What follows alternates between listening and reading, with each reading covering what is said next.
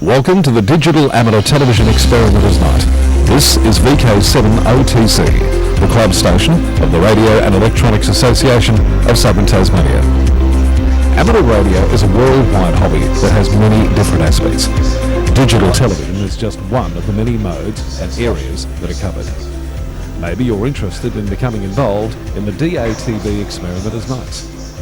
You realise that you do not have to be a radio amateur or need any ATV equipment to participate anywhere in the world.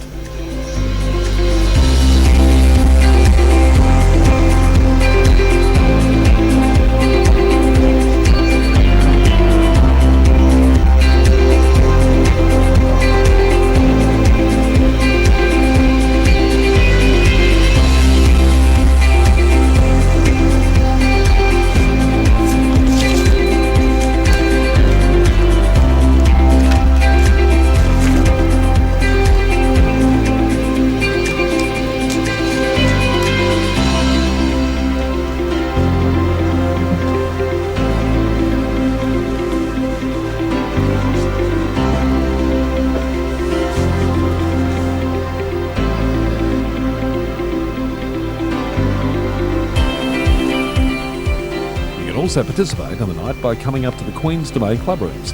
Yes, right on top of the Queen's Domain in the heritage-listed Coast Wireless Station.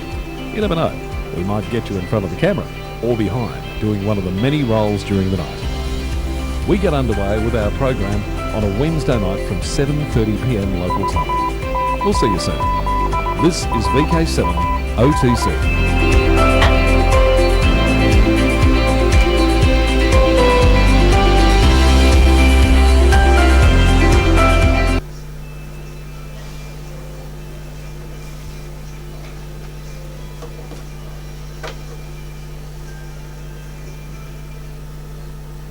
Cool.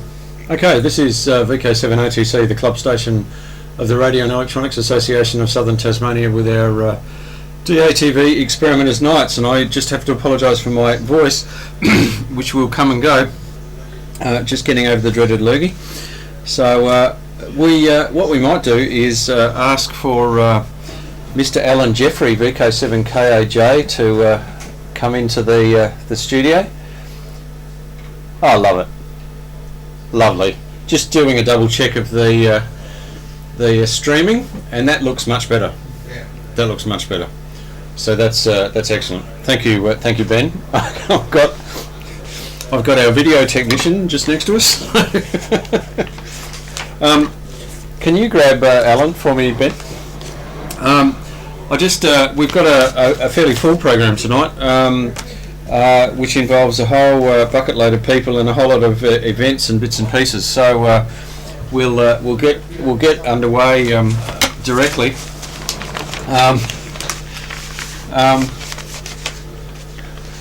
Is he on his way? Mm-hmm. Alan, can you come in? Why? What are you up to? Me? No, I'm fine. Yeah, well, I'm not. And I'll just hang on. I'll just go to our. There we go. Ooh. There we go. Oh, That's better. Okay, that's better. That's what's going to air. So Oh, I know. Hello, Alan. Hello, Justin. VK7 KAJ sitting next to me, and I would like to present you with Very good. with a certificate of recognition awarded to Alan Jeffrey in recognition of 10 years of service as a WIA learning facilitator. Thank you, Justin. And you even get a badge. Oh, wow. You even get a badge that you can actually wear. What a pity we lost the contract. Show us a certificate in the badge. Yes. In fact, what we can do here is we'll zoom into zoom into here, there. and then we'll zoom. I think they'll be. Gee, that one's slow up there. I shouldn't look at that one. Oh, which camera? Oh, it's that one. It's that one there. Oh, right. Oh, hang on. Hey, I can upset your Zoom. Oh, there we go. Oh yes. dear. Sorry. That's very good. Stop it. Hi, Ben. I love the little medal. So we'll zoom back out again here. Anything political you'd like me to say about that? Well, you're quite welcome to say what you would like. There is a letter here as well, which is signed from yours truly. Signed by you as well. Before I was not anymore. Yes. So yes. Well, it was very good doing it. I enjoyed it. It was good to be able to do something for the hobby. Cool. And I forget how, I looked at one stage to see how many people I'd sort of gone through with, and yeah, there were a lot. I forget the number. It was a lot. It was quite a lot. So you helped a lot of people get into the get hobby. licenses. Yeah. We didn't have too many failures. No, that was good. That was very good. I'll give you that. You can put it all back in there. Yeah, So. Alan even gave me a private one-on-one tuition. Oh, one-on-one At his tuition. place. Yes, there were a few pieces of that. Oh no, that's good. That's very good. And jumping from the foundation level to the advanced level, you could only have a maximum of 18 questions wrong or so, and due to his good work, I only had 9 wrong. So There you go. I love it. Very good. And became Whiskey November. that's it. That's for those people that can't see who's talking over there. That's Warren. Yes, that's Warren. VK7 Whiskey November. Ex-Feet who became Whiskey November. Oh, very good. Very good indeed. So good stuff, Alan. Very good, Justin. And And you were a learning facilitator for a while, and then Correct. you became a full-fledged assessor. well, and So who gives you your certificate? funny you should say that. An excellent segue.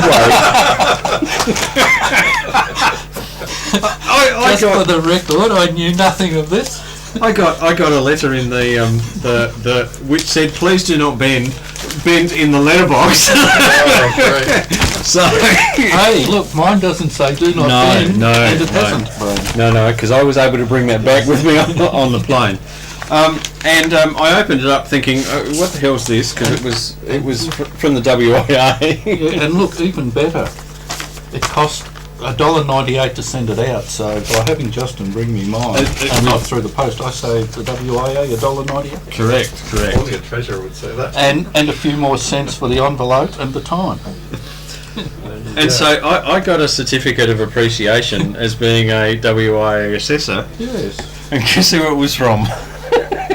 From Justin Giles Clark. And I got a letter as well from that man as well. Justin, signed by. Justin, I'd like to Thank you, Alan. present you with the certificate in appreciation of your years of service to the education and assessment. So yes. Anyway, so I thought that was a bit funny. That was just a bit too funny for me. But anyway. But you must have known.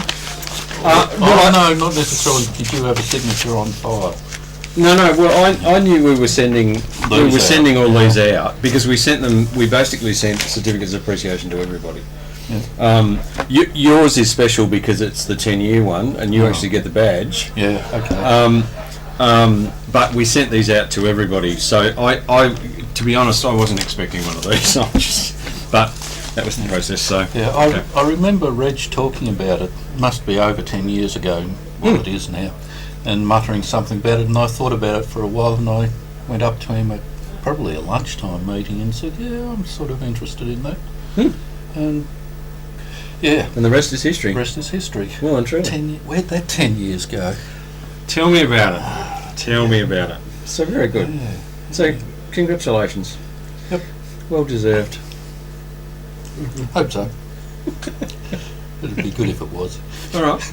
And that's probably also a bit of a segue. I was going to go through some of the other presentations that are going to be happening over the next year, because we now have, all except July, we actually have presentations for the rest of the year already locked in. So some of those presentations, and here's one of them, or half of one of the presentations. I might have a problem there. We'll discuss later. It may have to change a month or so. No, well that's all right. Yeah. That's fine.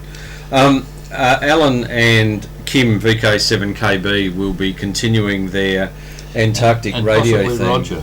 On Roger, okay. Yep. ER7ER. 7ER. So we'll be continuing the Antarctic radio talk, which is on the REAST YouTube channel. So you can pick the first. I better go and have a look. The first see what we got up presentation. So this is the continuation of that presentation with from what 1960 or something onwards. No, it'll be in. I think we got up to the 70s or 80s. Okay. I forget where we got to. I'll have to go and have a look. So it's the continuation of that. Plus, I have no doubt a whole lot of other interesting bits and pieces. So. On the side. Yeah. Correct. Yeah.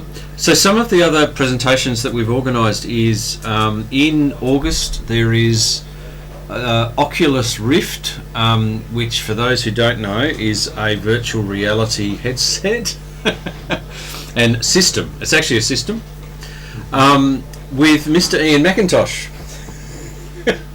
And he's actually going to be giving us a demonstration.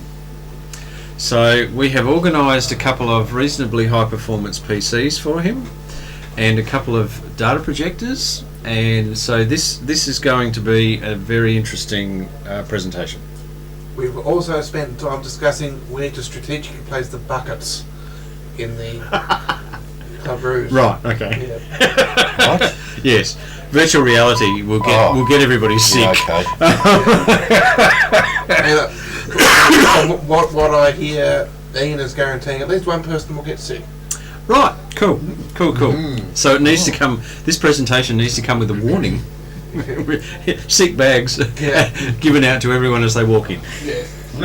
I love it.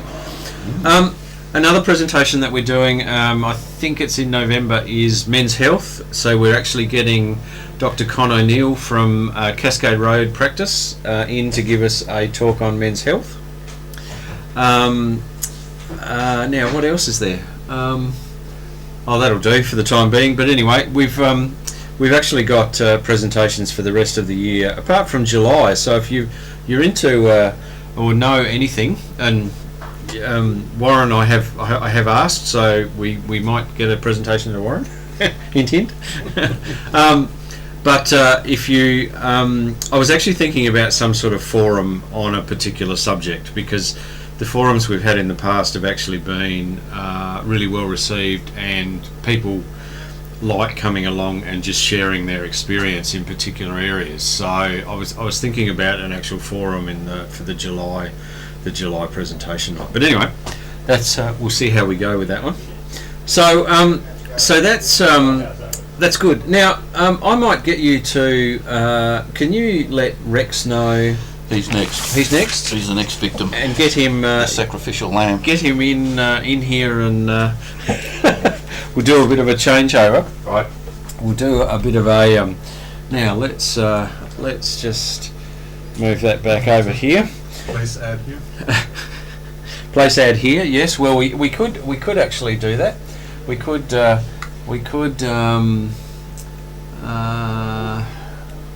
Now, if we do that, just bear with me because I haven't queued this up. Rex is here anyway. So there you go. We'll do a Rex. Come in. Sit here, please. Okay. And I now have Rex Moncur, VK7MO, in the studio with me. Welcome, Rex. Thank you, Justin. What are we talking about? Oh no. This is just go do a swipe. That's all right. Oh, that'll work. That's good. No. At the WIA Conference Weekend a couple of weekends ago, we actually had a whole series of different certificates of appreciation and merit certificates handed out, and I have one here for you. Oh my goodness! I'll read out what's on the certificate. This is a Technical Excellence Award from the WIA for Digital Week Signal Earth-Moon-Earth experimentation and record setting in the gigahertz bands. Wow. To Mr. Rex Moncur, VK7MO. Well, thank you, Justin. Amazing. So the board was very impressed with your efforts and the record setting, especially in New Zealand, that we're. Oh, in New Zealand. I Okay. think we're going to hear about at Gippstech, which you will. Yes. Yes. So there was a Technical Excellence Award that was given out to a couple of people, only a few, and you were one of the recipients. So there you go. Well, amazing. Thank you. No, very good, very good Another indeed. handshake. Oh, Okay. cool. So I thought I'd take the opportunity, if my voice holds up, Yes. take the opportunity to actually do it on air. Well, So there you go. a good thing to do too. Well, So yeah. thank you. And that's actually a good. That is also a good segue into. I have here, and what we can do here is actually, if I go to here. Oh, that was a bit of a shocker of a.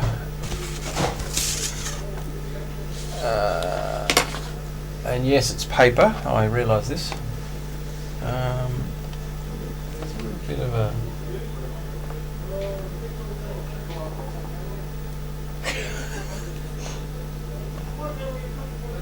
That's a bit better. So what I've actually got. Oops, there goes a connector. What I've actually got here is the Gippstech lineup. Now, what I might do is actually go back to our presentation here. Cam 2. Yeah, that's a bit better. We'll actually read this because it doesn't show very well on the close-up camera. What's on the topic list already? And there's probably going to be more on here, but we've got someone who's known to Rex very well, Mark Spooner, VK Yes. 5AVQ, who's talking about non-ionising RF and radiation safety, given that he's an RF worker. Peter Schrader, VK4EA, VK4 RBB is now mixing it up.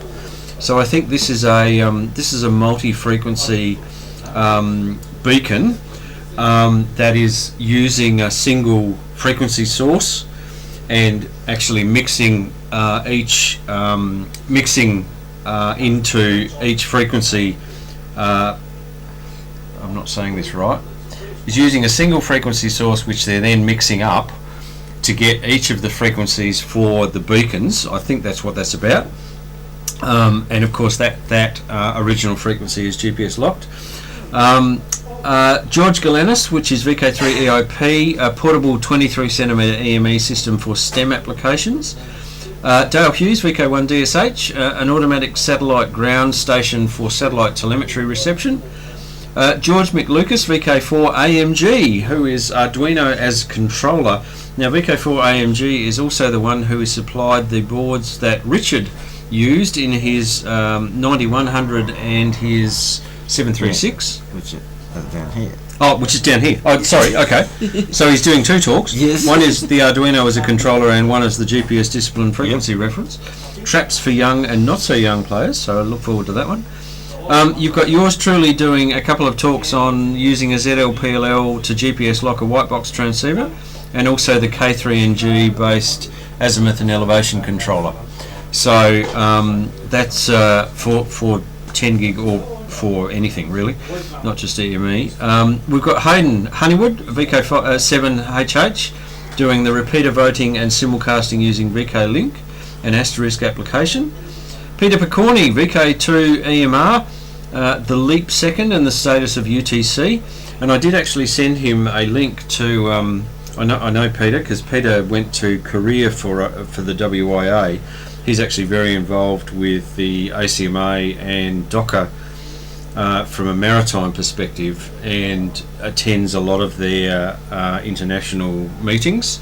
So Peter's very knowledgeable in that space, but he's talking about the leap second here, and I sent him the links to the video where I captured the leap second on the Trimble Thunderbolt. Oh yes. Where I actually captured the 60th second, and it actually said 60 on the display, and he was very interested in it. So it might get a bit of a go there. We've got our very own Rex, BK7MO, extending the 10 gig EME world record. David Smith, VK3HZ, on an accurate azimuth indicator, which we've all grown to know and love. Yes. Roger Harrison, are we there yet? So we'll have a definitely a humorous talk from Roger on Are We There Yet? So I'm not quite sure what that's about, but anyway, we'll find out. Wayne Pearson, VK5 APN on grid squares, and then we've got George, VK4 AMG, with his GPS locked frequency reference. So pretty full program already on the Gippstech website. So and we have a record number of VK7s going to Gippstech this year. We do. Yeah. Because we've got six VK7s actually going to Gippstech that I know about. I don't know whether Peter Dowd or anybody's going over, I don't but think so. No. anyway, so it'll be good. Yeah. It'll be excellent. So that's and that occurs on the 13th and 14th, so the Saturday and Sunday of the second weekend in July, over in Churchill in Gippsland. So yeah, there you go. Right. What was Alan's presentation? Oh, Alan's was, he had been a learning facilitator for 10 years. Oh, okay. So he got a certificate of appreciation, and a 10-year badge, which we give for the 10-year. And I actually got one as well. Well done, and you signed it yourself.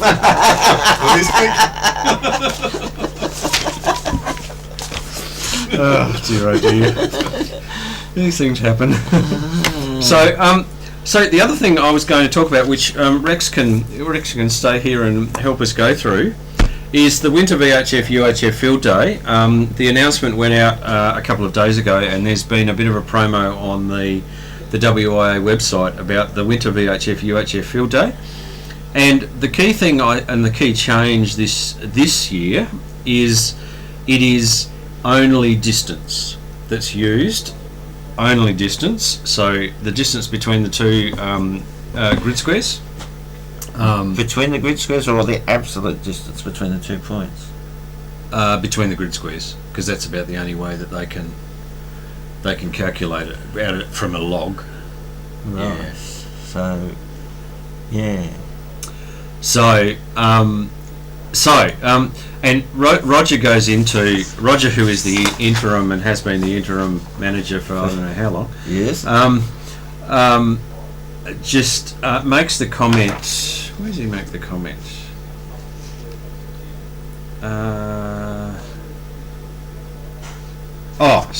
Very first statement. The market has spoken. The preference of contesters submitting logs is for distance-based scoring.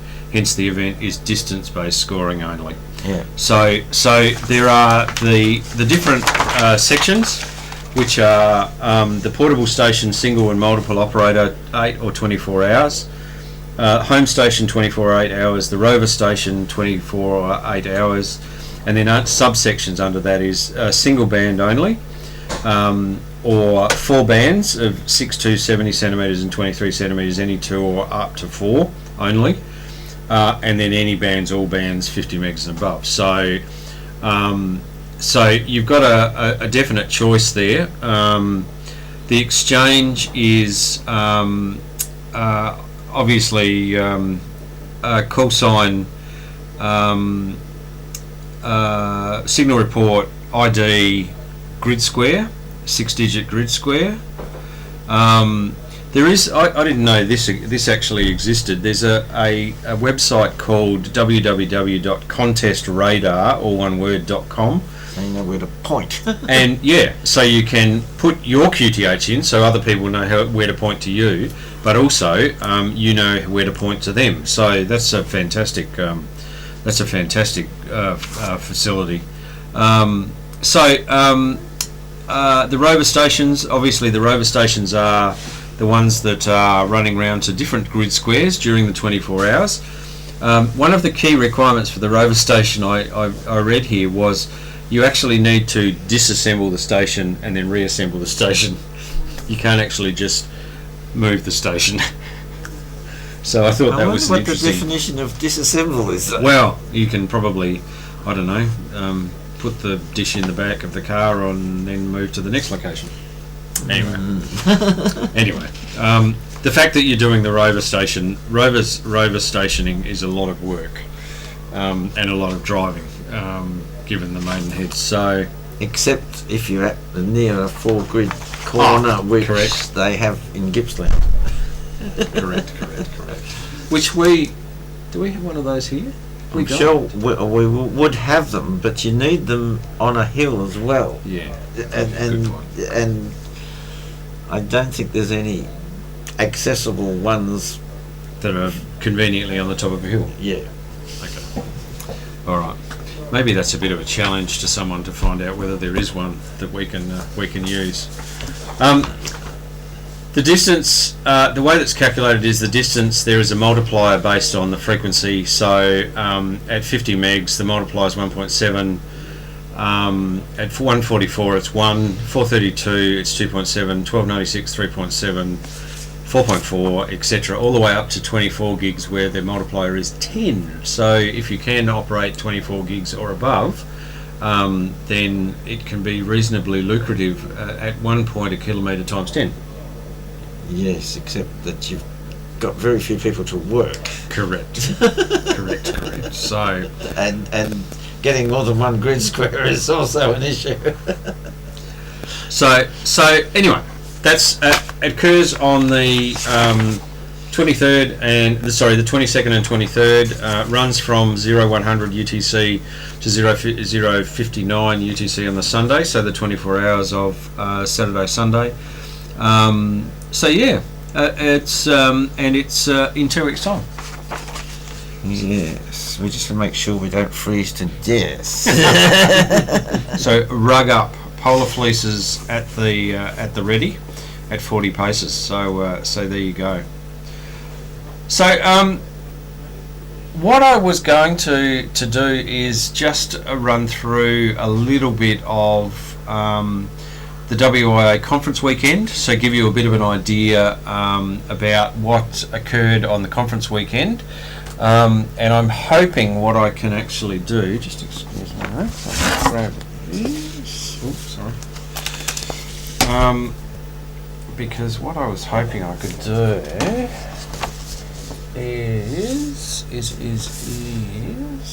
let's go to the close-up cam and see what that looks like. Oop, wrong way.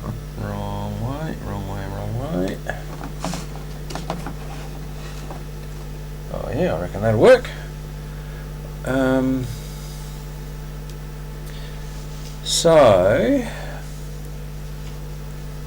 what I can do here is actually start.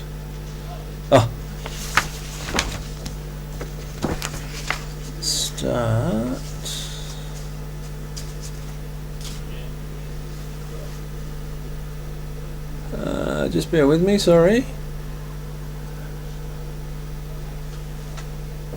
Just bear with me. Okay. So on the Friday night, so this was the start of the weekend, we had a fantastic speaker, and this was all, sorry, I'll go back a step. This was all held in the Sydney Town Hall, which is a huge complex. It's not just the old Town Hall, there's quite a modern area out the back. And one of the rooms in the Sydney hotel where we were was the Marconi Room. And the reason it's called the Marconi Room, and it is actually Guglielmo Marconi, it's actually named after him. He apparently, back in the heyday of radio, flicked a switch on his yacht in Geneva, which was transmitted to Sydney and turned on the lights in the Sydney Town Hall. Right. As a demonstration of radio. Now whether he did or not, I don't know, but anyway. So that's the reason it's called the Marconi Room, because there was a celebration there. So the Waverley Amateur Radio Society was celebrating their 100th anniversary as a club. 1919 they were formed, and so this night was a celebration of the centenary. So they held. They had a bit of a presentation. Do you remember what date that Marconi did this?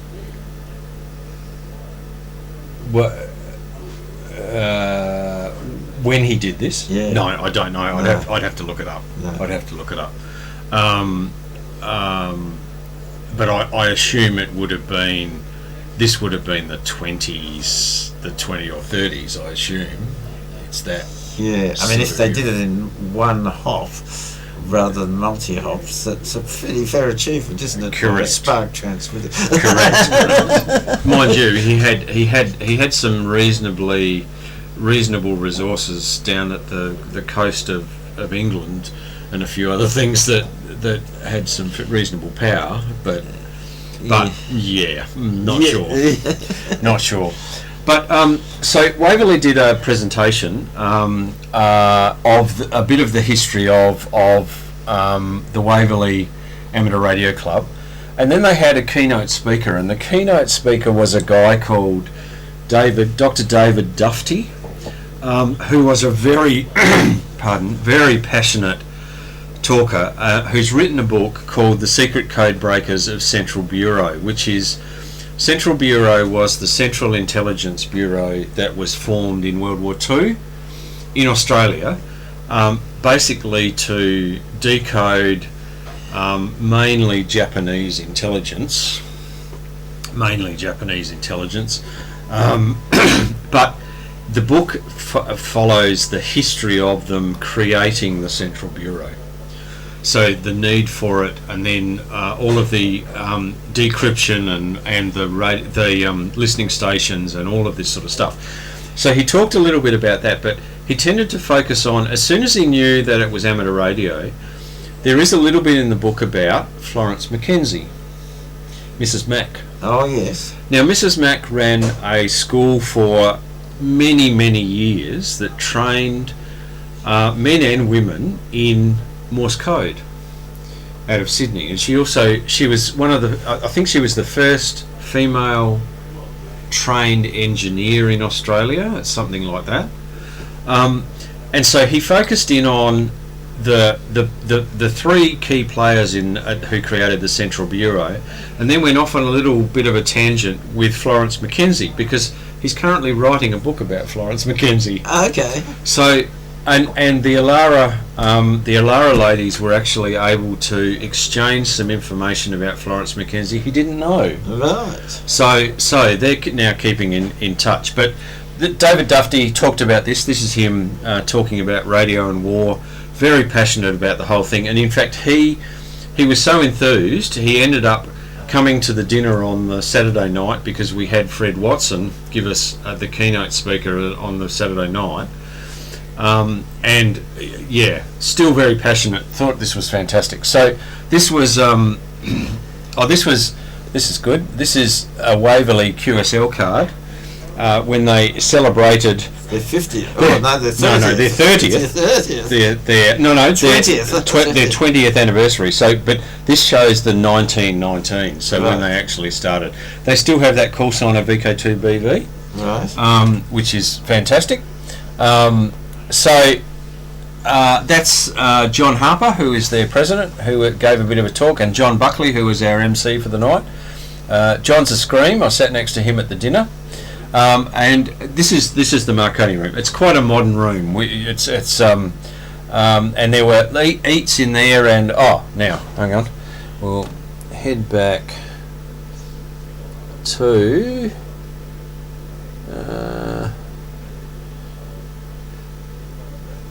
okay.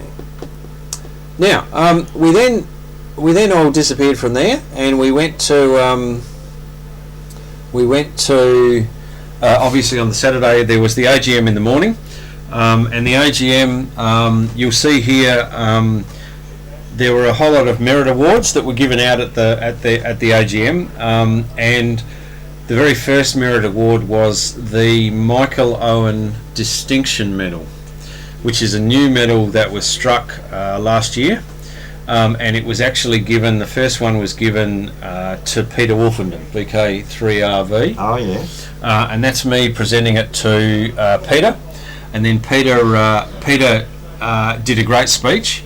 The next one was the Gio Taylor Medal, and the Gio Taylor Medal has a great little inscription on it because it talks about George Augustus Taylor, who was the first president of the Wireless Institute in 1910, and it talks about what he was involved in. He was the first one to do to set up military wireless communication. I assume that was what he was involved with. He also was the first one to do wireless communication between two moving trains. And the one I love is in 1913 he was the first one to fire a gun using wireless. Right. So I gather he was a military man, given all of that. And so that Gio Taylor Medal went to Phil Waite, VK2 ASD. Right. So that was Phil. There are some other merit certificates, learning certificates. Sorry, that's out of focus. It is out of focus, but that's one of the learning facilitators who I was able to give it to because they were actually there. Brian Farrer, VK2FA. Then we went into the open forum, which was a question and answer session. We had lunch. Then we went into the presentations. Now the presentations, there were 2 streams of 4 presentations each. The first one was sort of policy and regulatory, and then there was different aspects of the hobby. I was the chair for the different aspects of the hobby presentations, and in fact that's where David Minchin gave his epic VK microwave tour presentation to. So that was good. We then broke and then went into the dinner. So the dinner, this is John Buckley, who was our, and it was set up in, dinner style. And I went round to all of the tables and took photos. And John was our MC, which was fantastic. And there's Fred Watson, Professor Fred Watson, he has a great title. He's the astronomer at large. He likes that title too, because he was sitting next to me at the table, so that was good. That's him about to start. He comes from. He's a Yorkshireman. I won't hold that against him. But Yorkshireman, and his presentation was actually on the moon. Right. The moon and the Apollo missions, and he had some great footage from the Apollo missions and some of the things that they discovered and found out as part of the Apollo missions about the moon. And he talked about his history. He did say a couple of times, he said he felt like he was amongst friends, amongst nerds a few times. And he said he was into astronomy and his brother was into radio. Right. So his brother's a radio amateur. I think the brother's still back in the UK. Right. So a great talk, very very entertaining talk, So, and here he is. This He was talking about the conspiracy theorists that say that we didn't ever go to the moon, and this was Armstrong planting the flag and all of this sort of stuff. And he talked about the geology, which I found fascinating, and I actually had to talk to him afterwards about geology. So that was quite good, because I remember some of my lecturers talking about the lunar, what they were finding out from the geology of the moon rocks that were brought back. Can I tell you a little story? Yeah. No, go. Some of those moon rocks went to John Lovering, who was Professor of Geology at Melbourne University. Okay. And I went over to visit John. He's not real well now, but and he was talking to somebody else there, and he says, "What have we done with those moon rocks? And are they still in the safe? Shouldn't we send them back to NASA?" I love it. Yeah. I love it. Because they're on loan, basically. That's right. That was. And they've been on loan all this time, and they're apparently still in the safe in the geology department in Melbourne University. Someone who doesn't know opens it up and goes, "What are these rocks doing?" Paperweights. Dear, oh dear. I love it. So it was. Hopefully there's a label on them. Correct. Do not throw out moon rocks. We did the draw on the 7300. So Fred Watson did the draw for us as an independent person. So here he is drawing it, and the lucky recipient was Jerry Sewell, who is VK2 something. Anyway, he was the lucky recipient of the. There we go. That's him. Very happily taking the 7300. Right. Okay. Now, the next thing is, just let me go back a step here, because the night then finished, and we ended up at on the Sunday. AR New South Wales put on a day, an activities day at Dural. So their property up in the hills above Sydney at the suburb called Dural. Very nice facility. There were stands by a whole lot of clubs. This was SOTA. So there's Andrew 1AD and there's Peter 3PF at the SOTA stand. So and 1AD did a talk on SOTA. So he said to me afterwards, he said, "I was amongst friends." Because there were a whole lot of people there who were normal SOTA people who were adding to his talk. Alara had a stand, so I talked to the Alara ladies. That's Dot and Jenny and Karen. There was, now this was fascinating. There was AR New South Wales Home Brew. This transceiver is actually an ex-CIA transceiver. It's HF. And it's a little thing that's about that big, about lunchbox size. It's a bit thicker than a lunchbox, in a very nice canvas case, and each pocket on each end has HF antennas that you can roll out. They've got they're the typical military ones where you just roll out to the length you want and sit it there as a dipole, and then you have all of that sort of stuff. But fascinating little transceiver, and it had a few modifications in it because it runs off a really strange voltage.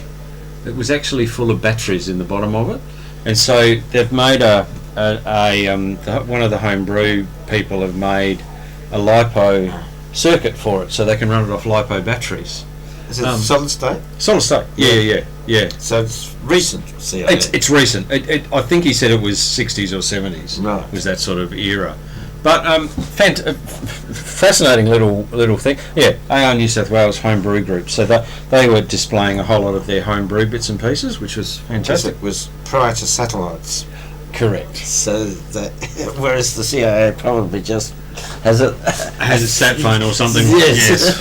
An encrypted sat phone. Yes. Wyson, New South Wales. This was a very impressively appointed trailer. So these are all radios. There's solar panel inverters. There's all sorts of stuff in there. So it was very well. They had a big mast as well, very much like we've got. Mice and Tasmania's got, and Crest also had. And Crest is one of the other emergency services. Now, this is on a commercial site, so there is a huge tower there with a whole lot of microwave dishes on it that is managed by another company, but that's the income to the AR New South Wales. So they have quite a good deal. But they own the property. They own the property. Right. So there's a huge tower there with a whole lot of microwave dishes on it and links and all sorts of stuff. Just next to that, though, is a literally brand spanking new 40-metre high concrete monopole, which is basically a mounting pole that they can mount all this stuff on. That was put in just recently and cost, I don't know, $200,000 or something to put in. With the amount of concrete that's in it and the footings and everything, so very impressive. And this is their other tower that's got a lead repeater. So and are they going to use that? they're going to use that. Yeah, that concrete one? Yeah. They Wow. actually put that in to use it. So For amateur radio? for amateur radio, yes, Wow. yeah. So there's a broadcasting building. Oh, this is just looking up the tower. This is their broadcast building where they run their broadcasts from. These are two little broadcasting studios. Then there's a whole lot of this is older valve equipment, receivers. This is fascinating because this is the history of the site. Wireless Institute New South Wales Division was opened by the Honourable Alan Fairhall MHR, who was VK2KB, who was the Minister for the Interior in 15th of May 1957. So that's when the WIA actually bought this property for the New South Wales Division. So absolutely fascinating. That's why I took a photo of it. That's their beacon rack and some of their repeater equipment. These are some of their transmitters. These are old AWA valve transmitters that they still run on 40 metres. These are the I think these are solid state, Codan and other commercial transmitters. That's our new president, Greg Kelly, VK2 GPK, who gave us a bit of a spiel at the beginning, and Al Kerschel, who lots of people know because Al's a bit of a character, who was MC for the day. Then we had two presentations. This is by Rob Dolphin, VK2IO, on All-Star Linking. That was the first presentation. And then VK2 PSJ gave us a talk on digital voice modes and an update on all the different digital voice modes, and that was fascinating as well. So, and in between that, AR New South Wales put on lunch. So we did get a free lunch. Anyway, so that's a bit of a wrap up of the weekend. Yes. Pretty full weekend. We all jumped on a bus to get up to Dural, and then we jumped on a bus to get back. And next presentation night, I'll actually give you a bit of a presentation on Vivid, the Sound and Lights festival in Sydney. At the waterfront there. At the waterfront, yeah. I'll give you a bit of a just a bit of a taster. Well, there we go. There's a bit of advertising that goes past you on the boat. This is a sound and light show, so they project onto buildings. And this is sort of concentrated around the Circular Quay area? Around Circular Quay, the Sydney Opera House, the bridge, and into the city. So it's and the Royal Botanic Gardens. Where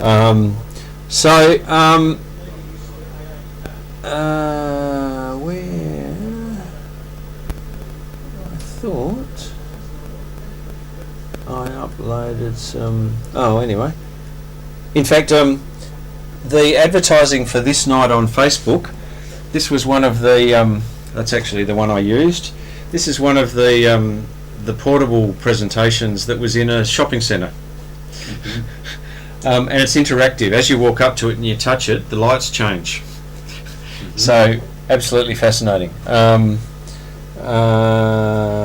should make a good Good talk. So that's the presentation that for next week. So not next week, because it's Ron next week. Ron Cullen will be presenting on his update on radio control and his experimentations in the radio control space. So that's next week.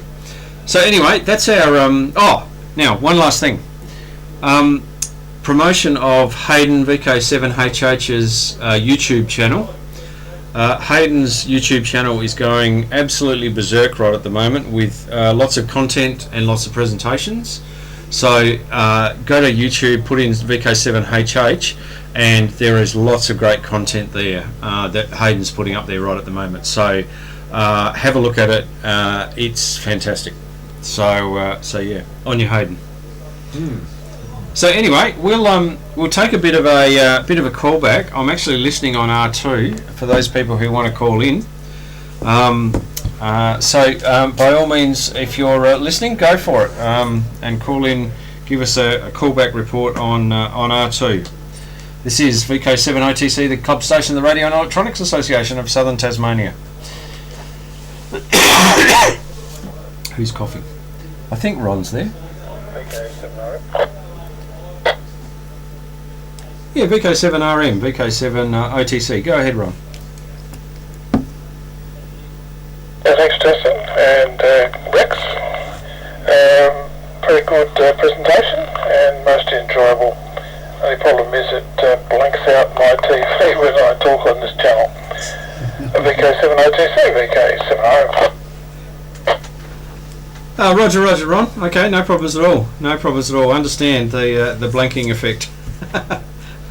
The signal level's not good. That will improve in the not too distant future because we're about to start work on the power amplifier. So we'll have a little bit more power going out. So hopefully that effect won't happen. But anyway, I hope you enjoyed the show. VK7RM, VK7OTC. Okay, Justin. Yeah, I'm glad that it's not full power because I had to actually get up in the roof the other night and realign my little quad. So good to hear you getting some boots. And you can tell on KAJ I have incriminating photos of him. Cheers for now. Oh, very good. We'll pass that on. I have no doubt he'll see you at a Wednesday lunchtime group. Okay, cheers. Cheers, Ron. Any further call-ins on this evening's DATV Experimenters Night?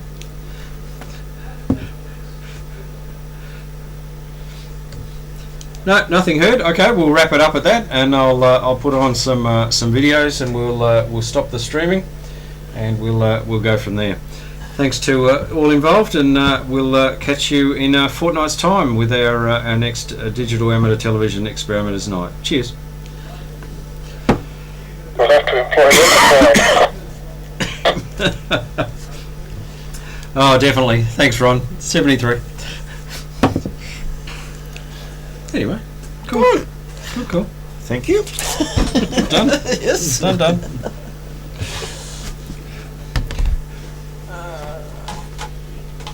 Now, what we might do... My goodness, the REAST Facebook page is quick off the mark. Somebody got a picture on it. Oh, very good. Very good, Ben.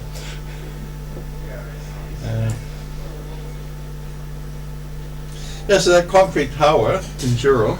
Welcome to the Digital Amateur Television How did they Experimenters Night. get This is up that VK7OTC, pole? You the said club 40 station meters of on the the Radio and Electronics To Association be honest, I of don't Southern know. Tasmania. I actually don't know. Amateur I radio is a assume they're going worldwide to hobby employ that a has crane, many different aspects. a basket Digital or something. television is just I one think of they have many some sort of- modes They and don't. areas It's that are covered. a small Maybe you're smooth interested concrete in pole. becoming involved in and the there's nothing. DATV It's not big Experimenters enough. Night. It's not big enough You to go up realise that inside you do it. not have to be Yeah, a right. radio amateur So, to need any ATV and there's some equipment mounts on to the very top participate of it. anywhere But in the yeah, world. they're just it's a bit of a strange arrangement. Just from the serviceability. But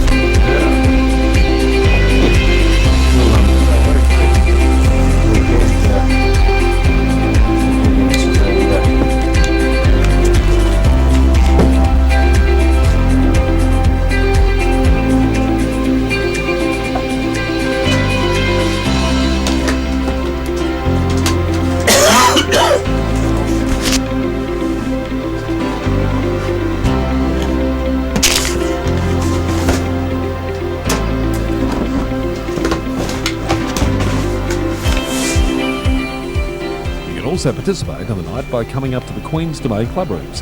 Yes, right on top of the Queen's Domain in the heritage-listed Coast Wireless Station. You never know, we might get you in front of the camera or behind, doing one of the many roles during the night. We get underway with our program on a Wednesday night from 7:30pm local time. We'll see you soon. This is VK7 OTC.